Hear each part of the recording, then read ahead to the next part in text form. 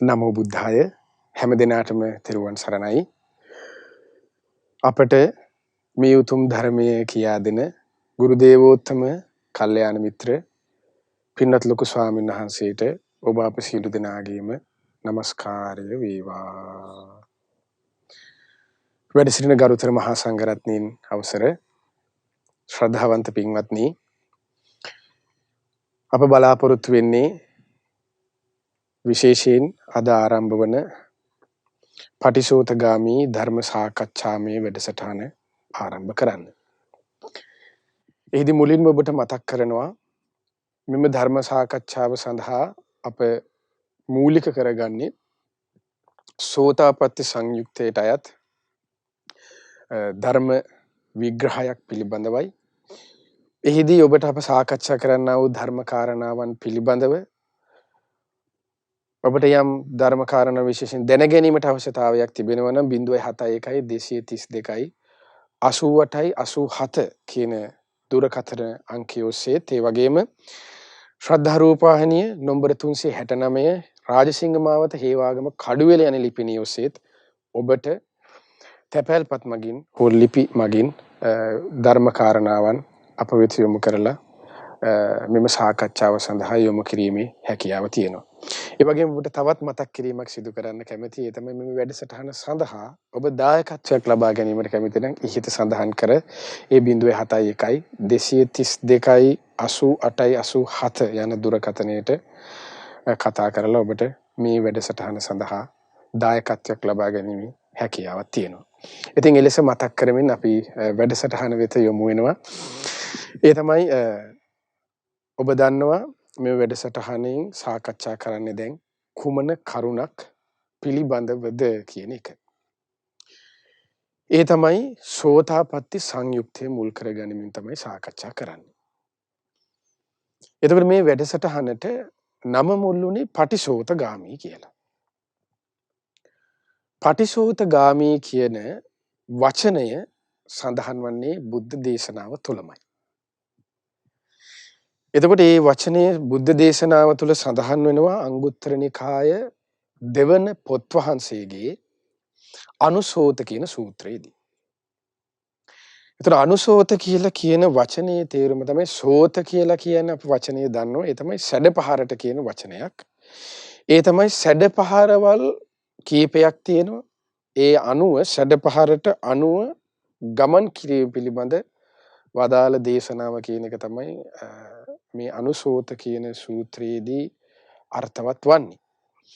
එතකොට එහිදී භාග්‍යතුන් වහන්සේ දේශනා කරනවා, පින්වත් මහණෙනි, පුද්ගලයෝ 4 දෙනෙක් මේ ලෝකෙහි විද්‍යාමාන වෙනවා, දකින්න ලැබෙනවා කියලා. ඒ සැඩපහරින් ඊතර වීම පිණිස ගමන් කරන ආකාර ගැන තමයි මේ අනුසෝත සූත්‍රයේදී මුල් වන්නේ. එහිදී තමයි මේ පටිසෝත කියන වචනේ විස්තර වන්නේ. එහිදී පුද්ගලයෝ 4 දෙනා භාගතුන් වහන්සේ දේශනා කරන මහණෙනි, ඒ තමයි කියනවා එක්කෙනෙක් අනුසෝතගාමී පුද්ගලයා. ඊළඟට අපි අහලා තියෙන පටිසෝතගාමී පුද්ගලයා කියන කරුණ. ඒ වගේම තමයි ඊළඟට 3 වෙනි කෙනා තිතත්ත කියන පුද්ගලයා.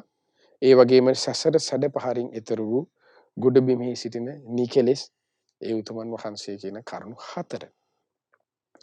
එතකොට මෙහිදී අනුසෝතගාමී කියන වචනේ තේරුම තමයි සැඩපහරට අනුව යන පුද්ගලයා කියන එක. ඒ තමයි එහිදී භාග්‍යතුන් වහන්සේ දේශනා කරන ඇතැම් පුද්ගලයෙක් පංචකාමයන් සේවනය කරමින්, ඒ කියන්නේ ඇසට පෙනෙන ප්‍රියමනාප රූප, ශබ්ද, ගන්ධ, රස, පහස ආදී මුල් කරගෙන ඒවට කියනනේ පංචකාමයේ ප්‍රියමනාප, ඉෂ්ඨකාන්ත, මනාප, ප්‍රිය ස්වරූපයෙන් යුතු ඒ මුල් කරගනිමින් ඒ දේවල් ඔස්සේම ඔහු යමින් පව් කරනවාද, ඒ දේවල් මුල් කරගනිමින් අන්න ඒ කෙනාට කියනවා අනුසෝතගාමී පුද්ගලයා කියලා. ඒ කියන්නේ සසර අනුව, ඒ සැඩපහරට අනුව ඒ විදිහටම ගමන් කරන කෙනා කියන එකයි. ඊළඟට තමයි අපි දන්න මේ කාරණාව, ඒ තමයි පටිසෝතගාමී පුද්ගලයා කියන එක. පටිසෝතගාමී කියලා කියන්නේ භාගතුන් වහන්සේදී දේශනා කරන මෙහිලා ඇතැම් පුද්ගලයෙක් ඉන්නවා කියන මේ පංචකාමයන් සේවනය කිරීම අත්හැරලා පාප කර්මත් නොකරනවා හැබැයි මෙයා. හැබැයි ඒ කාමයන් අතහරින්නේ පව්කම් නොකිරීමෙන් වාසය කරන්නේ එයා හරි දැඩි දුකසේ කියනවා. හරි පීඩාවකින් දුකකින් යුක්තව දුම්නසකින් යුක්තව කඳුළු වැකිරෙන මුහුණින් යුක්තව හඬමින් තමයි කියනවා වීරිය කරන්නේ. ඒ තමයි මේ අද කාලයට අපිට ගැලපෙන වචනේ. පටිසෝතගාමී. ඒ කියන්නේ ආසයි අපි සිල් රකින්න. කාමයෙන් අතහරින්න ආසයි. ගුණධර්ම පුරුදු කරන්න ආසයි. වීරිය වඩන්න ආසයි. භාවනාව පුරුදු කරන්න ආසයි. සමාධිය වඩන්න ආසයි. ධර්ම කාරණා ඉගෙන ගන්න ආසයි.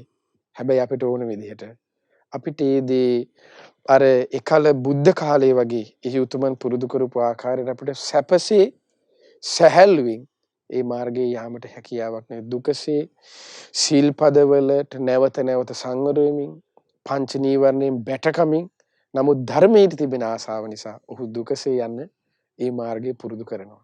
එයයි එහි තේරුම පටිසෝතගාමී කියලා කියන්නේ. ඊළඟට බුදුරජාණන් වහන්සේ දේශනා කරනවා ඊළඟ තුන්වෙනි පුද්ගලයා ගැන ඨිතත්ත කියලා. ඒ තමයි භාග්‍යතුන් වහන්සේ දේශනා කරන ඇතැම් පුද්ගලයෙක් ඉන්නවා කියන ඕරම් භාගීය සංයෝජනයන් සියල්ල ශ්‍රේය කරලා. ඒ කියන්නේ ඕරම් භාගය කියලා කියන්නේ මේ පහළට ඇද තබන කාම ලෝකාදී මේ පහළට ඇද තබන කාරණාවන් මෙහි රඳා පවතිනවට උපකාර වන කාරණාවන් පසට කියනවා ඕරම් භාගීය සංයෝජන කියලා. සක්කාය දිට්ඨිය, විචිකිච්ඡාව, සීලබ්බත පරාමාසය, කාමරාග පටිකාදී. දැන් ඒ කරුණු කාරණාවන් පිළිබඳ අපිට මේ වැඩසටහන් මාලාවේදී අපිට සාකච්ඡා කරන්න ඔබට දැනගැනීමේ හැකියාවක් ලැබෙනවා. ඉතින් ඒ විදිහට මේ ඕරම් භාගීය සංයෝජන සියල්ල ප්‍රහාණය කරලා සුද්ධාවාස බඹලොව ඉපදෙච්ච අනාගාමී උතුමන් වහන්සේට කියන නමක් තමයි ඨිතත්ත කියලා කියන්නේ. තුන්වෙනි පුද්ගලයා. ඊළඟ එක හතරවන පුද්ගලයා. ඒ තමයි භාග්‍යතුන් වහන්සේ දේශනා කරනවා මේ සසර සැඩ පහර සියල්ලගෙම එතර වෙලා නිවන නම් වූ ගොඩබිමට පැමිණ සිටින බ්‍රාහ්මණයා ලෙසයි හඳුන්වන්නා වූ ඒ උත්තම මහරහතන් වහන්සේ. එතකොට ඔන්න ඔය කරුණු හතර තමයි මේ අනුසෝත සූත්‍රයේ සඳහන් වන්නේ. ඒ අනුසෝත සූත්‍රයේ සඳහන් වන පටිසෝත කියන ඒ ධර්ම පරයයේ වචනේ මුල් කරගැනීමෙන් තමයි අප මේ වැඩසටහනට මේ නම යොදා ගන්න හේතුභූත උනේ හේතු කාරණා උනේ. ඉතින් එලෙස ඔබට ඒ කරුණුත් සිහිපත් කරමින් මේ ධර්ම කාරණාව සිහිපත් කරමින් මුලින්ම අප යොමු වෙන්න කැමති දැන් ඔබ දන්නවා අප සාකච්ඡා කරන්නේ සෝතාපට්ටි සංයුක්තය ගැන. ඉතින් අපි පින්න ස්වාමීන් වහන්සේගෙන් මුලින්ම දැනගන්න කැමති පින්න ස්වාමීන් වහන්සේ දැන් අපි මේ වෙනකොට මුල් කරගත්තේ සෝතාපට්ටි සංයුක්තය. දැන් මේ විදිහට ධර්මයේ ගත්තාම ධර්මයේ සඳහන් වෙනවා සංයුක්ත ගොඩාරියක් සඳහන් වෙනවා. සංයුක්ත නිකාය තුළම විවිධ සංයුක්ත තියෙනවා. ඒ සංයුක්ත අතරින් මේ සෝතාපට්ටි සංයුක්තය කියන එකේ මේ විශේෂත්වය මොකක්ද ස්වාමීන් වහන්සේ? මෙහි තිබෙන අන්තර්ගතය මෙහි සඳහන් වන්නේ මොන වගේ දෙයක්ද මෙහි වෙන්නේ? නව බුද්ධහය හැම දිනාටම තෙරුවන් සරණයි. විශේෂයෙන්ම මේ උතුම් පටිසෝතගාමී දහම් සාකච්ඡාවේදී අපි මේ සාකච්ඡා කිරීමට බලාපොරොත්තු වෙන සෝතාපට්ටි සංයුක්තය. සෝතාපට්ටි කියන වචනේ ඔබ අහලා ඇති ධර්ම දේශනාවල. කියන්නේ සෝතාපන්න කියන්නේ මේ බුද්ධ ශාසනයේ සසරින් ඈතර වීමේදී එයා ඒ ශ්‍රාවකයා පත් වෙන පළවෙනිම මාර්ගඵලය තමයි සෝතාපන්න කියන්නේ. අපි මේ සසර ස්වභාවය පින්වත්නි කල්පනා කරොත් ඔබට දැන් මේ වර්තමානයේ දකින්න දේවල් අහන දේවල් එක්ක ගොඩාක් අයට තියෙනවා ආර්ථික ප්‍රශ්න, නොයේ ජීවන ප්‍රශ්න. ඉතින් මේ වගේ ප්‍රශ්න ගොඩක හැලහැප්පෙන ගොඩාක් පීඩාකාරීව තමයි මේ වර්තමාන කාලේ මිනිස්සයා ගත කරන්නේ. ඉතින් මේ විදිහට ගත කරද්දී සාමාන්‍ය අපිට හිතෙන්න පුළුවන් නෑ මේක මේ ජීවිතේ විතරද මේක කියන එක. එහෙම එකක් නෙවෙයි. සාමාන්‍ය පාටු විදිහට අපි කල්පනා කරොත් එහෙම දැන් මේ කාලේ විතරයි මේ ප්‍රශ්න කියන එක තමයි අපිට එකපාර හිතට එන්නේ. නමුත් පළල් විදියට අපි කල්පනා කරමු බුදුරජාණන් වහන්සේ වදාළ විදිහට.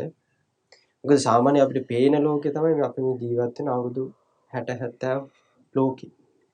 නමුත් බුදුරජාණන් වහන්සේ දකින්නේ අතීතය සහ අපේ ජීවිතෙන් එහා අනාගත සසර.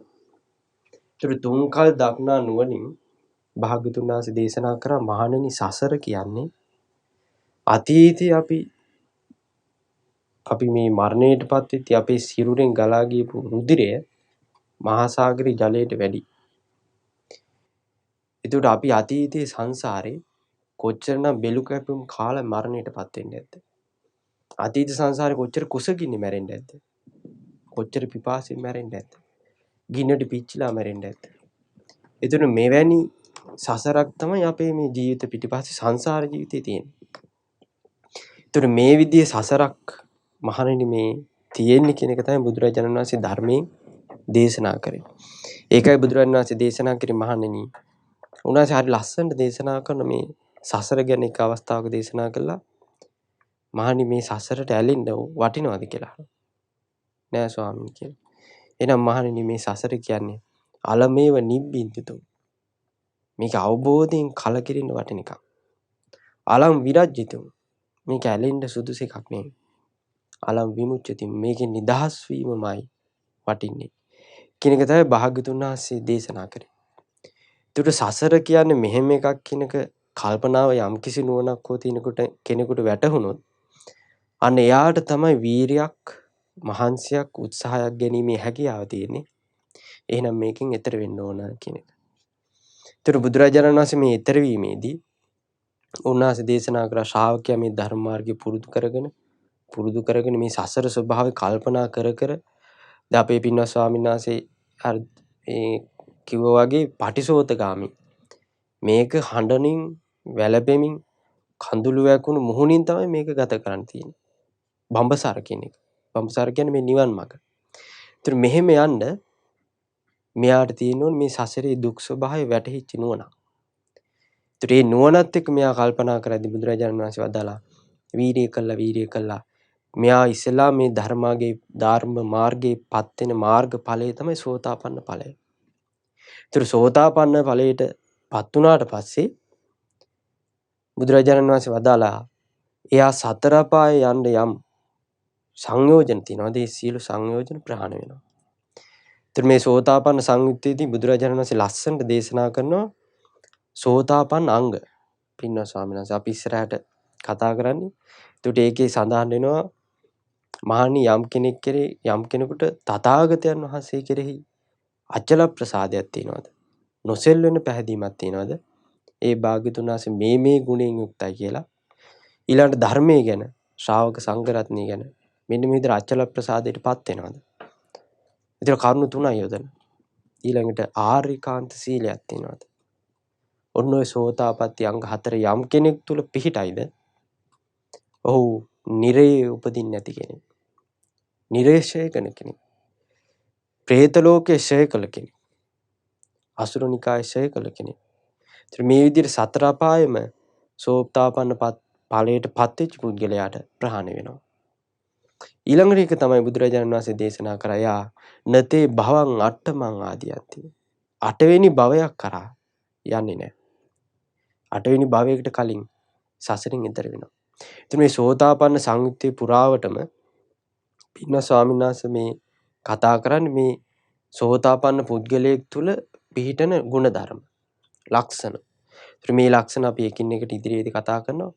ඉතින් සෝතාපන්න වීම කියන එක දැන් අපි සාමාන්‍ය වචනේ තේරුම ගත්තත් සෝත කියනවා ආර්ය අෂ්ටාංගික මාර්ගයට. ආපන්න කියන්නේ පැමිණීම. ඒතට යම් කිසි කෙනෙක් සම්මා දිට්ඨි, සම්මා සංකප්ප, සම්මා වාචා, සම්මා කම්මන්ත, සම්මා ආජීව, සම්මා වායාම, සම්මා සති, සම්මා සමාධි කියන මෙන්න මේ ආර්ය අෂ්ටාංගික මාර්ගයට පැමිණුණාද? ආන්‍යා සෝතාපන්න පුද්ගලයා. ඒතර මෙන්න මේ විදිහට විවිධ අර්ථ වලින් පින්න ස්වාමීන් වහන්සේ මේ සෝතාපන්න කියන එක භාග්‍යතුන් වහන්සේ විස්තර කරනවා. ඒ වගේම ඊට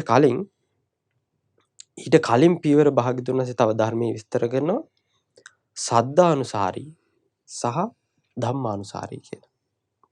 ඒතර මේ සද්ධානුසාරී ධම්මානුසාරී කියන වචන දෙක පින්න ස්වාමීන් වහන්සේ ගොඩාක් අයට තියෙන ගැටලුවක්. එහෙමයි ස්වාමීන් ඉස්සෙල්ලා ධම්මානුසාරී කොහොමද මේක පුරුදු කරන්නේ? සමහර වෙලාවට පටලවාගෙන ඉන්න ඉස්සෙල්ලාම ධම්මානුසාර වීමද හරි. නැත්නම් සද්ධානුසාරී වීමද හරි. ඒතර සද්ධානුසාරී කියන්නේ මොකක්ද? එයාගේ තුල තියෙන ලක්ෂණ මොකක්ද? ධම්මානුසාරී කෙනා තුල තියෙන ලක්ෂණ මොකක්ද? ඒතර පින්නස් හරියට පින්නස් ස්වාමීන් වහන්සේ හරියට මේ සෝතාපන්න ඵලයට පත්වීමට පෙර තමයි මේ සද්ධානුසාරී සහ ධම්මානුසාරී කියන මේ தත්ත්වයට පත් වෙන්නේ. ඇත්තටම ස්වාමීන් වහන්සේ කොහොමද මේ සද්ධානුසාරී සහ ධම්මානුසාරී කියන මේ ශ්‍රාවකයා තුළ මේ අංග පිහිටන්නේ? අපි ස්වාමීන් වහන්සේත් මතක් කළා වගේ දැන්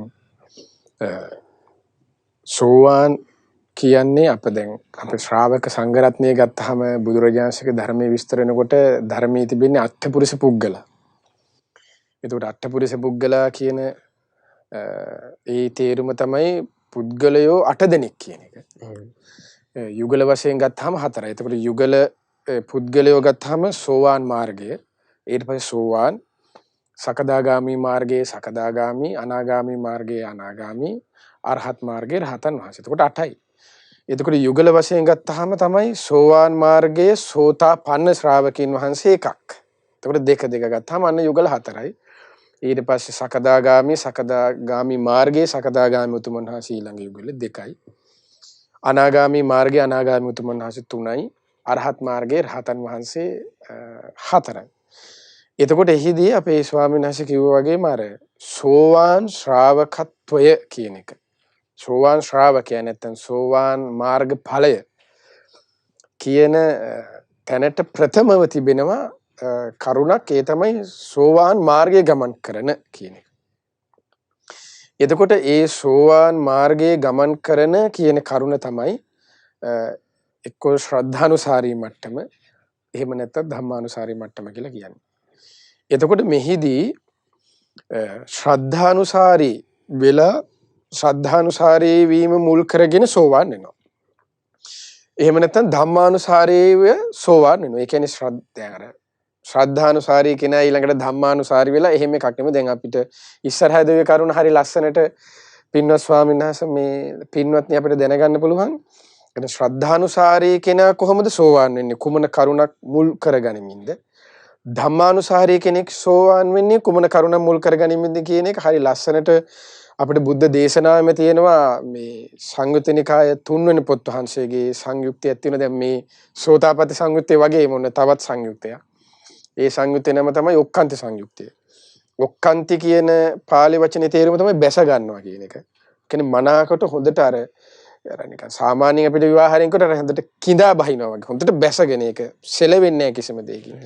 අර අපේ ස්වාමීන් වහන්සේ රතන සූත්‍රයේ ගාථාවේදී මතක් කළා වගේම ඒක රතන සූත්‍රයේ තියෙනවනේ කුමක්ද මේ සතර දිගින් එන සුළඟට මේ අර ස්තම්භයේ සෙලවෙන්නේ නැහැ වගේ සෝවාන් ශ්‍රාවකයා කියලා.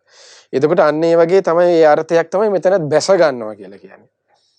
ඒ වගේ අර මේ සෝවාන් ශ්‍රාවකෙක් ඒ වගේ මනා බැස ගැනීමකට ප්‍රථම යම්කිසි ශ්‍රාවක භූමියේ ප්‍රථම අවස්ථාවෙත් ඒ ශ්‍රාවකයෝගේ යම් බැස ගැනීම තියෙනවා. ඒ බැස ගැනීමුත් වෙනස් වෙන්නේ. ඒ කියන්නේ වෙනස් වෙන්නේ නැහැ කියලා කියන්නේ මෙතනදී ශ්‍රද්ධානුසාරී. එහෙම නැත්නම් ධම්මානුසාරී වෙනවා කියලා කියන්නේ ඔහු පෘථග්ජන භූමිය ඉක්මුවා කියන එක. අපි පෘථග්ජන කියන එක වෙනම වැඩසටහන අපි වෙනම කතා කරමු අපේ ස්වාමීන් වහන්සේ මේ.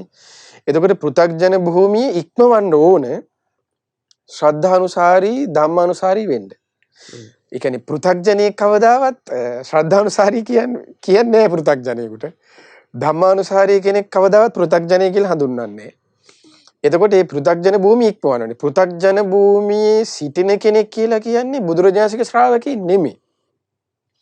බුදුරජාණන් වහන්සේගේ ශ්‍රාවකත්වය කියන එක ආරම්භ වන්නේ මේ සෝවාන් මාර්ගයේ ශ්‍රද්ධානුසාරී ධම්මානුසාරී මට්ටමේදී තමයි ආරම්භ වන්නේ. ඒ කියන්නේ ඉන්ද්‍රිය ධර්ම අපි අහලා තියෙන ශ්‍රද්ධාව, විරිය, සති, සමාධි, ප්‍රඥා කියන ඉන්ද්‍රිය ධර්මයන්ගේ ආරම්භය. ඊට පස්සේ අපි ගත්තාම තව විදිහක බල ධර්මයෙන් දැන් ඕක බල සංයුක්තේ, ඉන්ද්‍රිය සංයුක්තේ ආදී සංයුක්ත හරි ලස්සනට දේශනා කරනවා ක්‍රමයේ බුදුරජාණන් වහන්සේ. එතකොට දැන් මෙතනදී අපි මූලිකව ගත්තොත් අපේ ස්වාමීන් වහන්සේ වගේ ශ්‍රද්ධානුසාරී කියන එක. එතකොට ඒ සම්බන්ධයෙන් තියෙන අර ඔක්කාන්ති සංයුත්තේ සංයුත්ත නිකාය 3 වෙනි පොත් වහන්සේගේ කෙනෙකුට කියව ගන්න පුළුවන්. එතකොට එහිදී භාග්‍යතුන් වහන්සේ මුලින්ම දේශනා කරනවා දැන් මේකේ සූත්‍ර කිහිපයක් තියෙන අතරම ලොකු සංයුක්තයක් නෙමෙයි පොඩි සංයුක්තයක් පොඩි කොටසක් ඒ කියන්නේ සූත්‍ර කිහිපයක් තිබෙන. එහිදී ඉස්සෙල්ලාම තියෙනවා චක්කු සූත්‍රය කියලා. එතකොට ඒ කියන්නේ ඇස මුල් කරගෙන ඇස කන නාසය ඔය විදිහට යනවා. එතකොට එහිදී මුල් කරන්නේ භාගතුන දේශනා කරන්නේ කොහොමද? චක්කුම් භික්කවේ අනිච්ඡං විපරිණාමි අඤ්ඤතා භාවි සෝතං අනිච්ඡං විපරිණාමි අඤ්ඤතා භාවි ගානං අනිච්ඡං විපරිණාමි අඤ්ඤතා භාවි ජීවා අනිච්චා ඊට පස්සේ ওই විදිහට කායෝ අනිච්චා මනෝ අනිච්චා විපරිණාමි අඤ්ඤතා භාවි කියන්නේ ආයතන 6 මුල් කර ගනිමින් මොකද මේ ශ්‍රාවකයා කරනවා කියනවා මේ අනිත්‍යයි. ඊට පස්සේ විපරිණාමි වෙනස් වෙනවා. අන්‍ය ස්වභාවයට ඒ කියන්නේ ඇස යනු අනිත්‍ය දෙයක්. ඊට පස්සේ වෙනස් වෙන දෙයක්. අන්‍ය ස්වභාවයට පත්වන දෙයක් කියලා මේ ওই ශ්‍රාවකයා ඔන්න ඔය ධර්මයන් කියන ඔය ටිකට ඒ ධර්මයන් පිළිබඳව මූලිකව තේරුම් යාමක් මූලිකව ඒ කියන්නේ දැන් මෙතනදී ඔක්කාන්ත කියන එක මෙතනදී බැස ගැනීමක් කියන එක මූලිකව බැස ඒ කියන්නේ මග ඵලයක් නෙමෙයි මේ නමුත් මාර්ගයක් දැන් ඵලය තමයි යන සෝවාන් කියන එක ඊට කලින් තිබුණනේ සෝවාන් වන මාර්ගය සකදාගාමි ඵලය ඊට කලින් එකක් තිබුණා සකදාගාමි මාර්ගය කියලා දැන් මේ මාර්ගයක් එතකොට මාර්ගයකට බැසගත් කෙනෙක්ගේ ලක්ෂණයක් එයාගේ දැක්මක් කියන එක තමයි මෙන්න මේතනදී ඔක්කාන්ති සංයුක්තයේ මේ විස්තර කරන්නේ මොකක්ද අනිත්‍ය කියන දැක්ම විපරිණාමී කියන දැක්ම විපරිණාමී කියලා කියන්නේ වෙනස් වෙනවා කියන එක අඤ්ඤතා භාවය කියලා කියන්නේ අන්‍ය ස්වභාවයටපත් වෙනවා කියන ඒ දැක්මක් තියෙනවා එතකොට ඒ දැක්ම තමයි අරගෙන යන්නේ ඒ දැක්ම නම් වූ මාර්ගයෙන් තමයි අරගෙන යන්නේ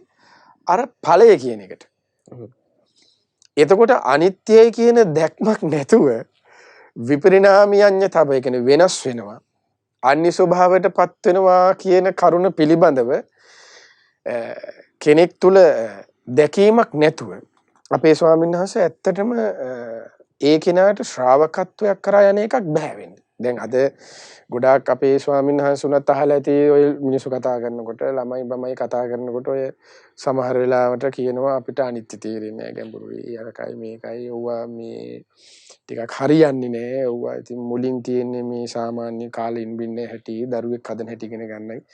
ඔය වගේ පොඩි පොඩි දේවල් කියනවනේ. එතකොට ඒ තුලකින් ඇත්තටම ඒ කියන්නේ අනිත්‍ය කියන එක අපිට ගැඹුරුයි කියලා ප්‍රතික්ෂේප කරවන්නේ. කවුරු හරි කෙනෙක් ප්‍රතික්ෂේප කරන්නේ. ඊට පස්සේ එහෙම නැත්තම් මොකද්ද?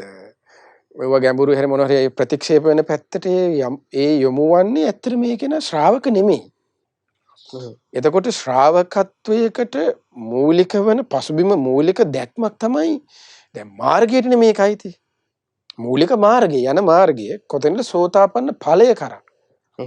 අරන් යන මාර්ගයට ඒකට නැති නිසාන්නේ කෙනාට ඒක ප්‍රතික්ෂේප වෙනාට පස්සේ එයා ඊට පස්සේ ආයිතර පරණ දැනට. ඒ මොකක්වත් නෙමෙයි පෘථග්ජන. එතකොට පෘථග්ජන ලක්ෂණයෙන් සිටින කෙනෙකුට ඉතින් එයාගේ කැමැත්ත තමයි අනිත්‍ය කියන එක ඉගෙන ගන්න ආස නැහැ. අනිත්‍ය කියන්නේ අපේ ස්වාමීන් වහන්සේ මේ අර අපි සාමාන්‍ය ලෝක විවහාරය කියන එක මේ රස්සාව මේ වෙනකොට අනිත්‍යයි ඊට පස්සේ මොකක් හරි ප්‍රශ්නයක් වෙනකොට නැති දැන් අපේ තියෙන අර අනිත්‍ය කියන එක විවහාර මාත්‍රයක් විතරයිනේ අර දුකකට අවස්ථාවකට විතර යට අනිත්‍ය දුක්ඛ අනාත්මය මතක් වෙනවා. එහෙම අනිත්‍යයක් එහෙම දුකක් එහෙම එකක් නෙමෙයි අතරම මේ කියන්නේ හරි ලස්සනට බුද්ධ දේශනාවේ අපේ ස්වාමීන් වහන්සේ අනිත්‍ය කියන එක විස්තර කරනවා මොකද්ද කියලා. මේ අනිත්‍ය කියන කරුණ. දැන් උක්කන් සංයුත්තේ ගත්තා ස්වාමීන් වහන්සේ මට මතක් වුණේ දැන් ස්වාමීන් වහන්සේ ප්‍රකාශ කළා වගේ මේක බැස ගැනීම. කියන්නේ මේ මාර්ගය තුල නමුත් මෙතන ඵලයටපත් වෙලා නැහැ. නමුත් එයා ඇස ගැන කන ගැන මේ තියෙන ආයතන ගැන අනිත්‍ය කියන බැස ගැනීමට එනවා. දැන් ඒකට හොඳම ඒ උදාහරණය තමයි රතන සූත්‍රයේ තියෙන සිට වූ ගල් ටැඹක් විලස. වෙනස් වෙන්නේ. මෙතනත් ඒ වගේ එයාට දැක්මක් තියෙනවා. මේ ඇස කියන්නේ අනිත්‍ය දෙයක් කියන එක. ඒතර විශේෂයෙන්ම පින්වත් ස්වාමීන් වහන්සේ අර කතා කරා වගේ අර අපිට දුකක් ඇති වුණාම මේක අනිත්‍යයි කියනවා. නැත්නම් බඩුවක් කරුණත් කියනවා ඕක අනිත්‍යයි කියලා. නිකන් එතකොට අපි නිකන් ඒක හැල්ලු කරනවා. අන්න හරි. අනිත්‍ය කියන වචනේ. එතකොට බුදු කෙනෙක් සාරාංශික කල්පලක්ෂයක් පිරුම්දම් පුරලා මේ ධර්මය අවබෝධ කළ අනිත්‍යයි කියන එක දේශනා කරේ මෙහෙම දෙයකටද? මේ අර්ථයකටද? ඒක හාත්පසින් වෙනස්නේ. ඒතර උන්වහන්සේ එච්චර අසාමාන්‍ය වීරයක් කරන් මෙහෙම කැඩෙන බණුවක් නම් මේක අනිත්‍ය කියන එක නම් පෙන්වන්න බුදු කෙනෙක් ඇත්තටම පහළ වෙන්න ඕනේ නැහැ. පහළ වෙන්න ඕනේ නැහැ. සාමාන්‍ය කෙනෙකුට ඕන කෙනෙකුට තේරෙනවා. නමුත් බුදුරජාණන් වහන්සේ අනිත්‍ය කියන එක මෙතන මේ පින්නත් මානි චක්කුම් බික්කවේ අනිච්චං. මේ අනිත්‍ය කියන්නේ ගොඩාක් පළල් අර්ථයක්. එහෙමයි ස්වාමීනි. මේක පින්නත් ස්වාමීන් වහන්සේ හරියට අපිට ලස්සනට ඉස්සරහට මේක මුණ ගැහෙන මේ සූත්‍රයේම. ඒතර මම මේ කලින් කියන්නේ මේ අනිත්‍ය කියන්නේ ඊට වැඩිය ගොඩාක් එහා ගිය එකක්. දැන් සාමාන්‍ය අපි ඇසේ අනිත්‍ය ගැන කතා කරොත් ඇස කියන එක අපි ගමු වයසට යනවා. පේන්නේ නැතුව යනවා, සුද හැදෙනවා. කනත් එම ඇහෙන්නේ නැතිව යනවා. ඒතර සාමාන්‍යයෙන් අපි කියන්නේ ඇස අනිත්‍යයි කියලා. ඒතර මේක සාමාන්‍ය මේ මනුස්ස ලෝකේ ස්වාමීන් වහන්සේ හිතන්න පුළුවන් ඕන කෙනෙකුට තේරෙන්නේ නැද්ද? මේක ඇස කියන්නේ වයසට කියලා සුද හැදෙලා පේන්නේ නැති වෙනවා. නමුත් බුදු කෙනෙක් පහළ වෙලා මේ අනිත්‍ය කියන එක පෙන්වුවේ ඒකට නෙවෙයි. ගොඩාක් පළල් අර්ථයක් මේ අනිත්‍ය කියන්නේ. එහෙමයි. පින්නස හරියට මේ අනිත්‍ය සර්ව සම්පූර්ණයෙන්ම අත්දකපු උත්තරමයා තමයි රහතන් වහන්සේ. අනිත්‍ය කියන්නේ මොකක්ද කියන්නේ? ඒතර මේ අනිත්‍ය කියන එකේ අපි ගත්තොත් ඇස අනිත්‍යයි කියන එක මේක අපි දැන් පේන්නේ මේ ඇහැ බෝලේ අර මේකද අනිත්‍ය කියන එක නෙවෙයි. අපි එතනින් ගොඩාක් තව ඉස්සරහට ගිහලා ධර්මයේ බුදුරජාණන් වහන්සේ වදාලා පටිච්ච සමුප්පාදයේදී මේ ආයතන 6ට හේතුව. එහෙමයි. අවිද්‍යාව පත්‍ය සංඛාර, සංඛාර පත්‍ය විඥාන, විඥාන පත්‍ය නාම රූප, නාම රූප පත්‍ය සලආයතන. එතකොට මේ ඇස කියන දේ දැන් මේ ලෝකේ තියෙන හැම දෙයක්ම හේතුඵල ධහමට අයිති එකක්. ඇස කියන දේ හේතුව තමයි නාම රූප. එතකොට මේ ඇස අනිත්‍යයි කියන්නේ නාම රූප සම්බන්ධ සම්පූර්ණ ක්‍රියාවලිය අනිත්‍ය ස්වභාවය. බුදුරජාණන් වහන්සේ පෙන්නන්නේ. ඒතර ඒකයි බුදුරජාණන් වහන්සේ දේශනා කරේ මහණෙනි යෝනිසෝ මනසිකාරය මේ ධර්මයේ දකින්න තියෙන්නේ. ප්‍රඥාවෙන් මේ ධර්මයේ දකින්න තියෙන්නේ. ඒතර හැම කෙනාටම මේක අල්ලගන්න අමාරුයි. අල්ලගන්න පුළුවන් ප්‍රඥාවන්ත කෙනාට පමණයි. එතකොට ඇස කියන්නේ නාම රූප ධර්මයන්ගේ ඵලයක්. ඒතර නාම රූප කියලා ගත්තොත් අපි නාම කියන්නේ වේදනා, සංඥා, චේතනා, පස්ස, මනසිකාර. ඔන්න ඔය පහ තමයි නාම ධර්ම. ඊළඟට රූප. ඒ තමයි පඨවි, ආපෝ, තේජෝ, වායෝ කියන සතර මහා ධාතු. එතකොට ඔන්න ඔය නාම ධර්මයන් සහ සතර මහා ධාතු එකතු වෙලා සකස් වෙන දේ තමයි ඇස නැමැති ඉන්ද්‍රිය. එහෙමයි. කන නැමැති ඉන්ද්‍රිය, නාසය නැමැති ඉන්ද්‍රිය. එතකොට ඇස අනිත්‍යයි කියන්නේ නාම ධර්මයන් සහ සතර මහා ධාතුන්ගේ එකතු වෙච්ච ඇසේ අනිත්‍ය ස්වභාවය තමයි මේ චක්කුම් බික්කවේ අනිච්චං කියන්නේ. එතකොට පින්න ස්වාමීන් වහන්සේ මේ අපි මේ උඩින් අතපත ගන්න අනිත්‍යයක් නෙවෙයි බුදුරජාණන් වහන්සේ දේශනා කරේ. දැන් අපි හිතනවා අපිට අනිත්‍ය තේරෙනවා කියලා. මෙහෙම හිතලා. ඒකනේ අපි පුංචි දෙයක් කරුණත් ඕක අනිත්‍යයිනේ කියනවා. ඒක නිකන් සුළු වචනයක්. ඇත්තටම අනිත්‍ය කියන්නේ ඊට වැඩි එහා දෙයක්. මොකද මේ දේශනාවේ අන්තිමට තියෙනවා ස්වාමීන් වහන්සේ මේ අනිත්‍ය කියන එක හරි විදිහට දැක්කොත් සුවන් නොවි කලුරිය කරන්නේ නැහැ කියලා. එහෙමයි ස්වාමීන් වහන්සේ. ඒක කොච්චර පළල් අර්ථයක්ද මේ අනිත්‍ය කියන එක. ඒතර මේකේ තියෙනවා මේ ඇස අනිත්‍ය දෙයක්, වෙනස් වෙන දෙයක්, අන්‍ය ස්වභාවයකට පත් වෙන දෙයක්. මෙන්න මේක මේ විදිහටම ශ්‍රද්ධාවෙන් අදාහ ගන්නවද? මේක බැස ගන්නවද? මේක හරි ලස්සන වචනයක් තියෙනවා. සම්මත්ත නියාමයේ තුල බැස ගන්නවද? මෙන්න මේ ශ්‍රාවකයා තමයි බුදුරජාණන් වහන්සේ දේශනා කරන්නේ නිරේ යන්නේ නැති කෙනෙක්. තිරිසන් ලෝකේ යන්නේ නැති කෙනෙක්, പ്രേත ලෝකේ යන්නේ නැති කෙනෙක්. එයා මේ ආත්මේ සෝතාපන්න ඵලයටපත් නොවි කලුණු කිරීමක් නැහැ කියලා. ඒතර පින්නත් මේ පින්න ස්වාමීන් වහන්සේ මේ සම්මත්ත නියාමයට බැස ගැනීම කියන්නේ ඇත්තට මොකද්ද?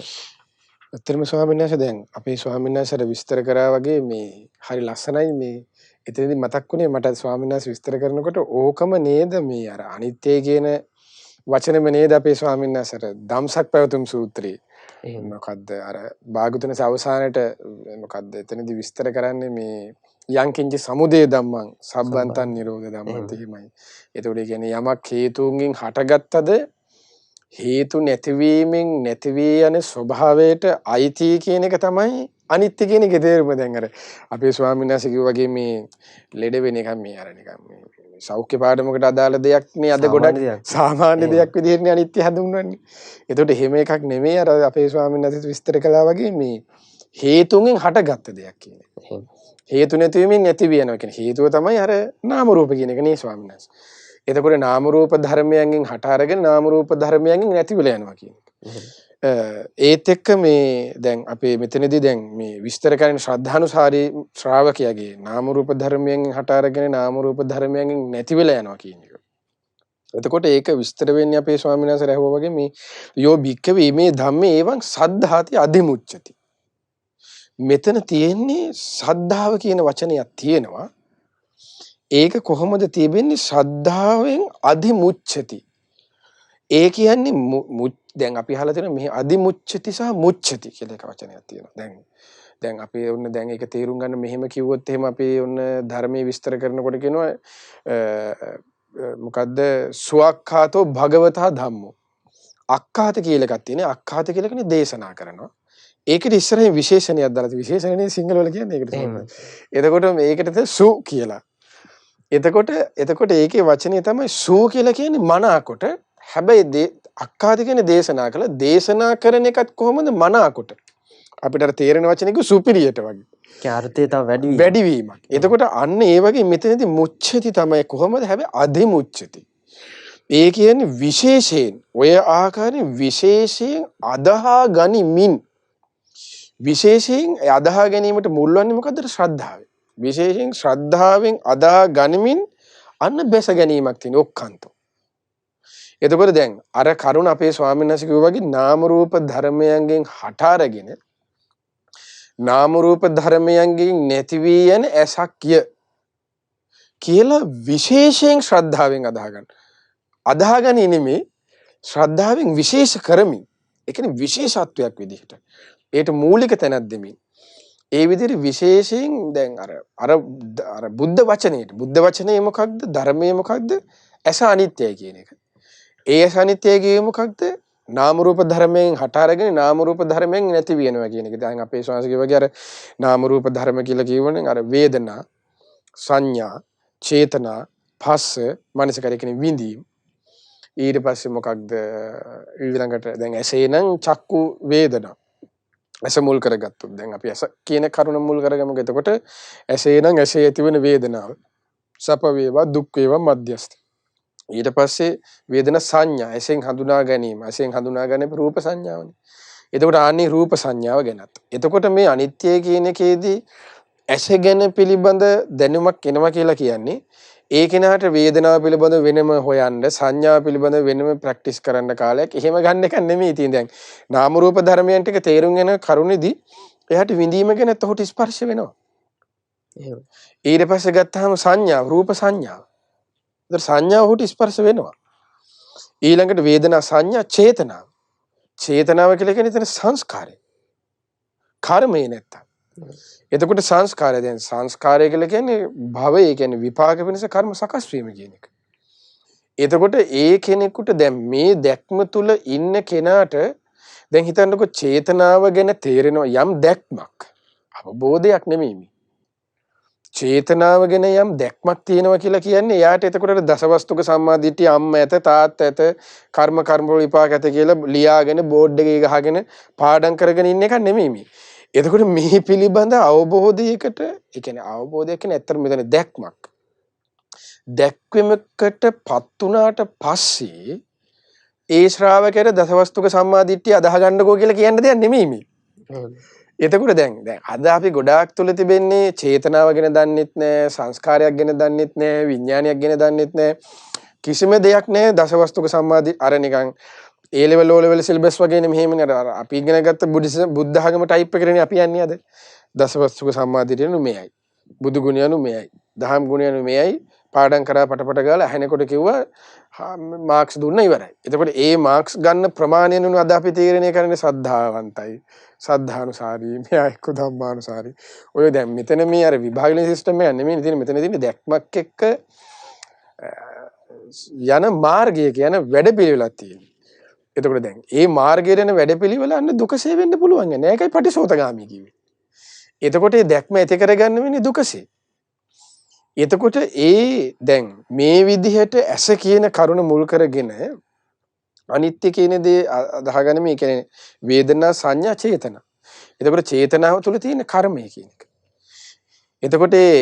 එතකොට අන්නේ ශ්‍රාවකයාට එතකොට සම්මා දිට්ඨිය මුල් කරගෙනමින් ලෞකික සම්මා දිට්ඨිය කෙරෙහි අදහසක් අනිවාර්යෙන් තියෙනව නැතුව නෙමෙයි. දැන් ලෞකික සම්මා දිට්ඨියේදී අපි වෙනමත් කතා කරමු අපේ ස්වාමීන් වහන්සේ. දැන් එතනදි වෙන්නේ දැන් සමහර වෙලාවට එක එක එතනදි කරුණු 10ක් තිබුණට ඒ කරුණු 10 පිළිබඳවම යන්න ඕනේ. සමහරවිට සමහර අය අම්මා තාත්තා පිළිගත්තා කියලා ලෞකික සම්මාදිට්ඨියෙන් ඒකාන්තයෙන්ම සමහරට යුතු නැහැ. සමහරට එයා පිළිගන්නේ කර්මඵල ගැන.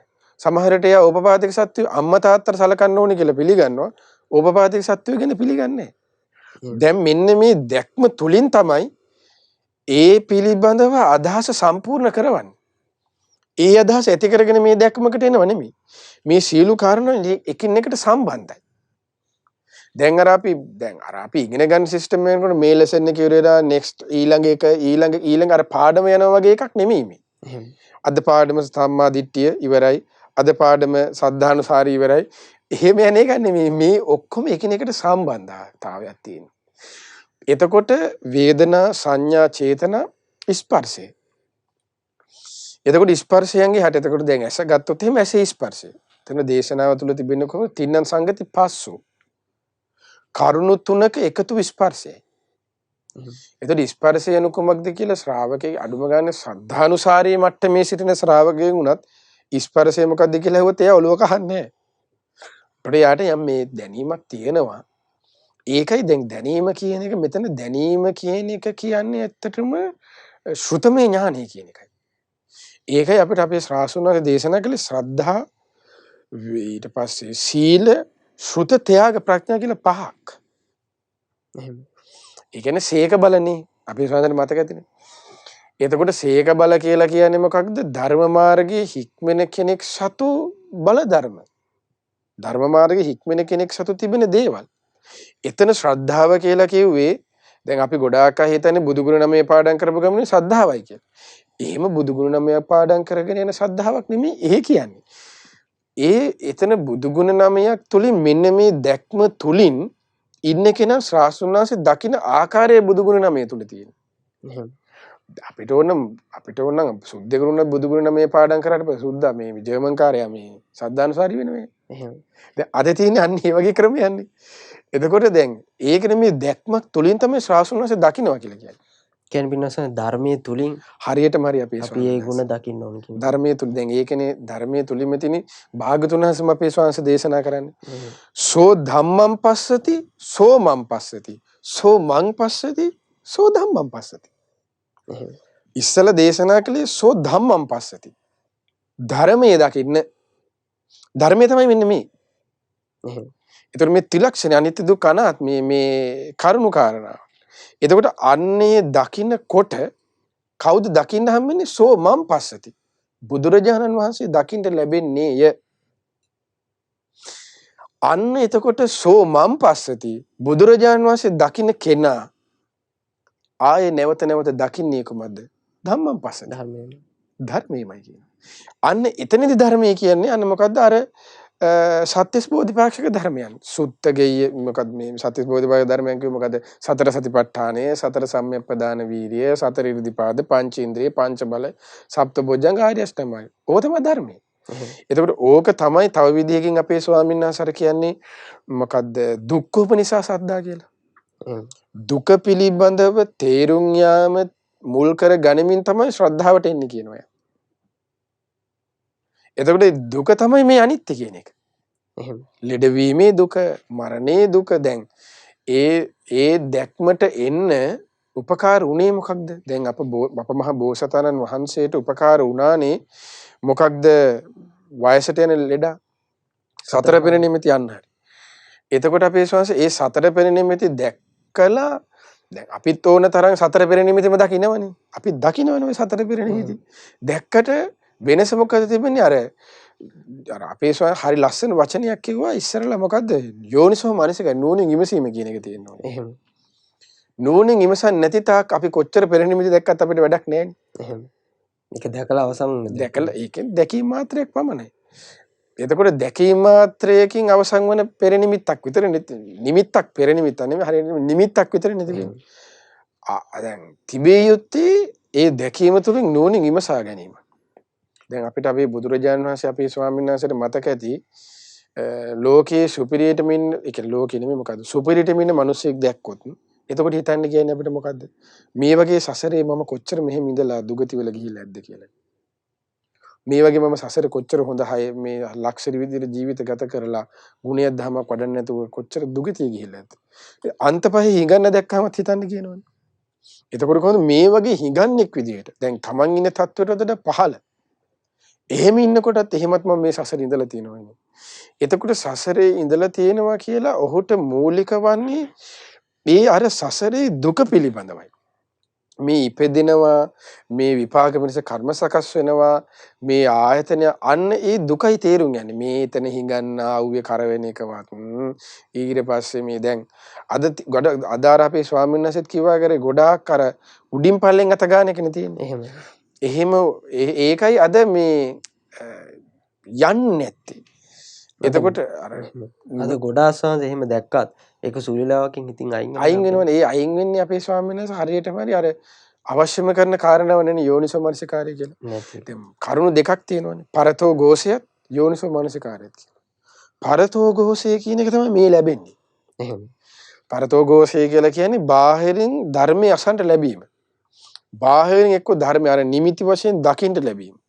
මොන දේ දකින්න ලැබුණත් මොන දේ අහන්න ලැබුණත් නෝනින් විමසනවා කියන කන්න ඒක දැන් ඒකනේ භාගතුන් වහන්සේගේ දේශනාවේ හරි ලස්සන කාරණා. ස්වාමීන් වහන්සේ මතු කළේ ඒකේ තියෙන්නේ මොකක්ද? භාගතුන් වහන්සේ දේශනා කරලා කොහොමද? ඒ තමයි නෝනින් විමසන්නේ නැති තාක් නෝනින් විමසන්නේ නැති පුද්ගලයාට විශේෂත්ව න චින්තයන්තෝ පුරිසෝ විශේෂ මදිගච්ඡති. හිතන්න බැරි පුද්ගලයාට විශේෂත්වයක් කරා යන්න බෑ කියලා. එහෙම. ඒකට ඒක තමයි ඒකේ තේරුම. හිතන්න බෑ කිව්ව අර කණ එක ගැන ඇහි සුදේ ගැන ඒ වෙන එකක් ගැන නෙමෙයි අර ස්වාමීන් වහන්සේත් කිව්වා වගේ. මේකට හේතුව මොකද? ඒකනේ හිතුවේ අපමහ බෝසතාණන්. එහෙම. අපමහ බෝසතාණන් වහන්සේ හිතුවේ මොකද්ද? ඇයි මම ලෙඩ වෙන්නේ චන්න? චන්නගෙන් අහනවනේ. චන්න මේක මටත් වෙන්න පුළුවන්ද කියලා. එතකොට මේකෙන් නිදහස් වෙන පිළිවෙල මොකද්ද? වැඩ පිළිවෙල මොකද්ද කියලා තමයි හිතුවේ. එතකොට ඇයි මෙහෙම ලෙඩවීමට හේතුව? මේ වයසට යන හේතෙන් පටිසමුප්පාදේ හරියටම අපිට භාගතුන විමසන්න කියන්නේත් එහෙමනේ.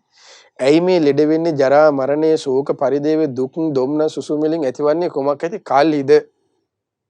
ජාති පච්චය ජරා මරණ. ඉපදීම ඇති කල්හිය. ජරා මරණ වලින් ඉඳන් ඉහළට. ඒතර ජරා මරණ ඇතිවන්නේ කුමක්ද? එහෙම. භවය. ඉපදීම. ඒ කියන්නේ ඉපදීම ඇතිවන්නේ කුමක්ද? භවය. ওই විදිහ හරි ලස්සනට විස්තර කරනවානේ. එතකොට ওই විදිහේ විස්තරයක් තමයි ස්වාමීන් වහන්සේ අපිට තියෙන දැන් ඊළඟ එකෙත් අපිට සමහරවිට කතා කරන්න වෙන්නේ සම්මත නියාමයේ ගැනමයි අපිට මේ තිබිච්ච කාලයත් එක්ක. ඒතර ඔය වගේ විස්තරයක් තමයි ස්වාමීන් වහන්සේ අද අපිට මේ කාලයත් එක්ක කතා කරන්න පුළුවන් වෙන්නේ. එහෙම.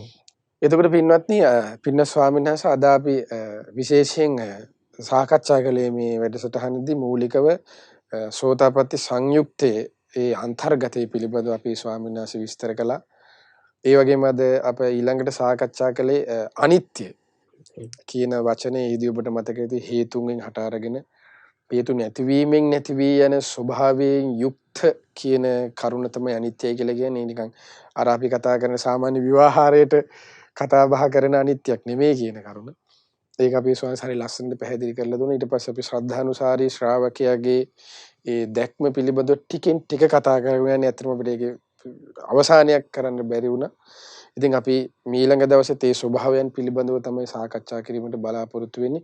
ඊට ප්‍රථම අවසානයේ ඔබට මතක් කරනවා මේ ධර්ම කාරණාවන් පිළිබඳව ඔබට අදහස් ඒ වගේම තව විස්තර යුත්තේ කුමන දේවල්ද කියන එකත් ඒ වගේම තව දැන ගැනීම සඳහා ධර්ම කාරණාවන් තියෙනවා නම් අප වෙත යොමු කරන්න. ඒ තමයි ශ්‍රද්ධා රූපවාහිනිය නම්බර 369 රාජසිංහ මාවත හේවාගම කඩුවෙලන ලිපිණිය ඔස්සේ ඒ වගේම 071 232 88යි 87 යන දුරකථනය ඔස්සේ දුරකථන ඇමතුමක් ලබා දීලා ඒ ධර්ම කාරණා යොමු කරන්නත් පුළුවන්. ඒ වගේම තමයි මේ වැඩසටහන සඳහා දායකත්වය ලබා ගන්නත් ඔබට ඒ දුරකථනයේදම කතා බහ කරලා දැනගැනීමේ හැකියාව තියෙනවා. ඉතින් මෙලෙස අපේ අද වැඩසටහන අවසන් කරන්නයි පින්න ස්වාමීන් වහන්සේ බලාපොරොත්තු වෙන්නේ. ඉතින් මෙලෙස රැස් කරගත් සීලෝම පුණ්‍ය ධර්මයන් අපි පින් කැමති සීලු දෙවිවරුන්ට අනුමෝදන් කරමු. පින් කැමති සීලු දෙවියෝ මේ පින් අනුමෝදන් වෙත්වා.